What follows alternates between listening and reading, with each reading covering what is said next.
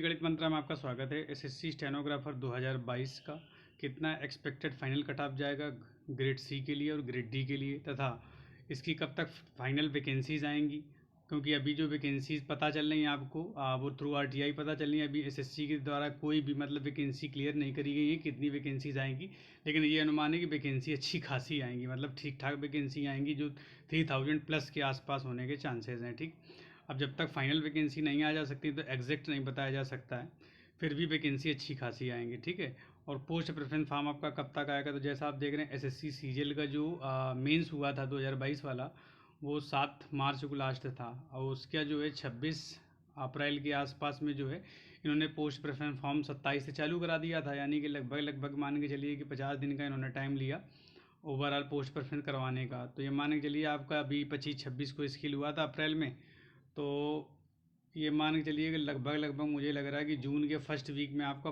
Post preference form आ जाना चाहिए, यानी कि फाइनल वैकेंसीज और पोस्ट प्रेफरेंस फॉर्म आने के चांसेस आपके जून के फर्स्ट वीक या सेकेंड वीक तक कंफर्म हो जाएगा। ठीक, और जब मार्च में फरवरी में जब स्किल हुई थी, यदि वो प्रोसेस हुआ होता तो अभी तक आपके पोस्ट प्रेफरेंस फॉर्म भी भर चुके होते और फाइनल रिजल्ट का आप वेट कर रहे होते, जैसे एसएससी सीजीएल के फाइनल रिजल्ट का लोग वेट कर रहे हैं। ठीक है, अब क्या है कि स्किल टेस्ट जो दोबारा पहले बार स्किल टेस्ट हुआ था उसमें ग्रुप सी की ग्रेड डी की और ग्रेड सी की दोनों की अच्छी स्किल आई थी, यानी कि अच्छी खासी बोली गई थी।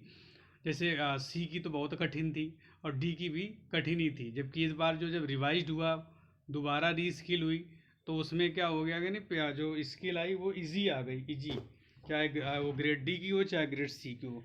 अब इजी आने से क्या मैक्सिमम लोगों ने उसको कर ही लिया, जब थोड़ी सी टफ आती है तो थोड़ा करने में प्रॉब्लम होती है। अब मैक्सिमम लोग जितने लोगों ने स्किल दिया है, जिनकी स्किल तैयार थी, उन्होंने सबने अच्छा खासा कर लिया, मतलब सबकी लगभग स्किल निकल गई। अब जब सब ज़्यादा से ज़्यादा लोग स्किल निकाल लेंगे तो कट ऑफ अपने आप बढ़ जाएगी, क्योंकि पिछली बार जब स्किल जो है कम लोग निकाल पाते तो कट ऑफ घटने के चांसेस होते, क्योंकि कैंडिडेट को मिलते नहीं। ठीक है, तो अभी क्या है कट ऑफ अच्छी खासी बढ़ेगी, अब ऐसा नहीं कि बहुत ज़्यादा बढ़ जाए। ठीक है, तो मैं आपको पहले 2018 की वैकेंसी का पूरा चार्ट दिखा देता हूँ, क्योंकि 2018 में अच्छी खासी वैकेंसीज आई थी। ठीक, उसके बाद 2022 में ठीक ठाक वैकेंसी हैं, तो उसी हिसाब से कट ऑफ आपके जाने के चांसेस होंगे। तो 2018 की पहले लिस्ट में आपको दिखा देता हूँ। ये 2018 का है एसएससी स्टेनोग्राफर का ग्रेड सी का। यूआर की जो प्री की कट ऑफ गई थी 138 गई थी, ओबीसी की 133 गई थी, एससी की 119 गई थी और एसटी की 105 कट ऑफ गई थी। जबकि यहाँ पर जो फाइनल कट ऑफ हुई थी वो यूआर की 148 गई थी, ओबीसी की 141 गई थी, एससी की 134 गई थी और एसटी की 110 गई थी। ठीक है, पहले वो ईडब्ल्यूएस नहीं हुआ करता था, तो ये यूआर ओबीसी एससी एसटी की कट ऑफ जाती थी। अब देखें यहाँ पर इंक्रीज कितना हुआ था, कट ऑफ में 10 नंबर का इंक्रीज हुआ था यूआर में, 8 नंबर का हुआ था ओबीसी में, एससी में हुआ था 15 नंबर का, एसटी में हुआ था 5 नंबर का। अब यदि ग्रेड डी की बात की जाए तो यूआर की 134 कट ऑफ गई थी, ओबीसी की 130 गई थी, एससी की 113 गई थी, एसटी की 97 गई थी। ठीक, यदि फाइनल वैकेंसी की बात किया फाइनल कट ऑफ की तो 143 गई थी यूआर की, 139 गई थी ओबीसी की, एससी गई थी 132 और एसटी गई थी 106। ओवरऑल यहाँ 9 का इंक्रीज हुआ था यूआर में, ओबीसी में 9 नंबर का, एससी में 19 नंबर का और एसटी में 9 नंबर का। वैकेंसी की बात की जाए तो पहले जो वैकेंसीज थी तो वैकेंसी थी ग्रेड सी की यदि बात करें तो 473 वैकेंसी थी और ग्रेड डी की 941 वैकेंसी थी। ओवरऑल 1464 के आसपास वैकेंसी थी। ठीक, तो मैंने बता दिया कि इतना ओवरऑल इंक्रीज हुआ था। इस बार की वैकेंसी आपको पता है बहुत अच्छी खासी, पहले मैं कट ऑफ आपको दिखा देता हूँ। तो यहाँ से देखिए अभी जो रिजल्ट आया हुआ था प्री का, उसकी कट ऑफ भी आपके सामने। ग्रेड सी के लिए एससी की 114 कट ऑफ गई थी, एसटी की 105 गई थी, ओबीसी की 129.05 गई थी, ईडब्ल्यूएस की 130.70 गई थी, यूआर की 130.70 गई थी। ऐसे ओवरऑल देखा जाए तो 13,100 कैंडिडेट ऐसे थे जो ग्रेड सी के लिए क्वालिफाइड थे। यहाँ पर नीचे जाएंगे तो candidate qualified skill test and stenography grade D. Overall SC की जो कट ऑफ गई थी 76.76 थी, एसटी की 63 थी, ओबीसी की 96.40 थी, ईडब्ल्यूएस की 90 थी, यूआर की 108 थी। तो ये ओवरऑल यहाँ पर 47,246 कैंडिडेट क्वालिफाई हुए थे। ठीक है, अब क्या है ना कि इस बार ये ग्रेड डी में ही ग्रेड सी में ही 13,100 कैंडिडेट मान लेते हैं।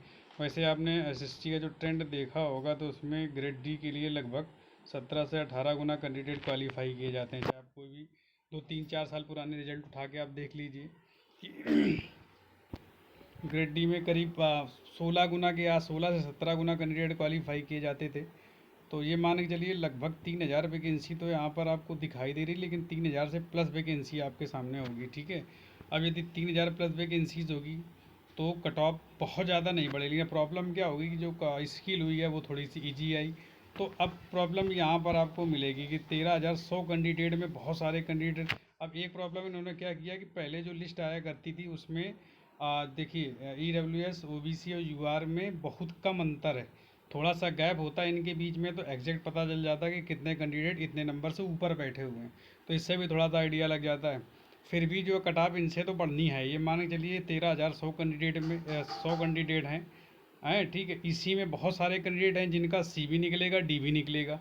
तो ऐसा नहीं मैं बोल रहा हूँ कि भाई इधर वाले जो कैंडिडेट उनका सिलेक्शन नहीं होगा, क्योंकि बहुत सारे कैंडिडेट ऐसे हो सकता है इसी लिस्ट में उन्होंने स्किल ही ना दिया हो, ठीक है। बहुत सारे कैंडिडेट मेरे ही जानने वाले जाने कितने कैंडिडेट हैं जो ऑलरेडी या तो कहीं सिलेक्टेड हैं और या तो उनको C की स्किल ही नहीं आती थी तो वो C में अपीयर्ड ही नहीं हुए हैं, ठीक है।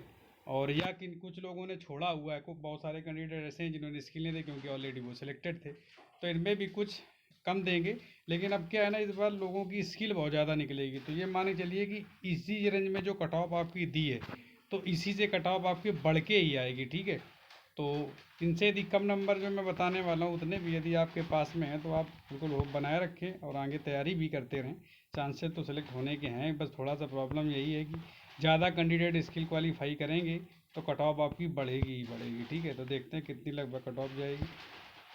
तो भैया यदि ग्रेड C की बात की जाए तो फाइनल कट ऑफ आपके सामने ये UR की लगभग 145 से 147 रहेगी।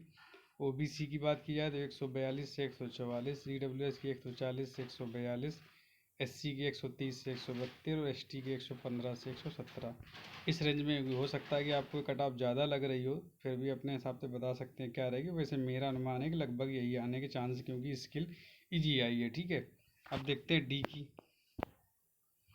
तो भैया ग्रेड D के दी कट ऑफ की बात की जाए तो भाई UR की 136 से 138, OBC की 134 से 136, EWS की 134 से 136, SC की 120 से 122, ST की 100 से 102। अब ये मान के चलिए इससे यदि आपके कम नंबर भी हैं तो आप टेंशन बिल्कुल न लें, यानी प्लस माइनस के इसमें 5 आप रख सकते हैं।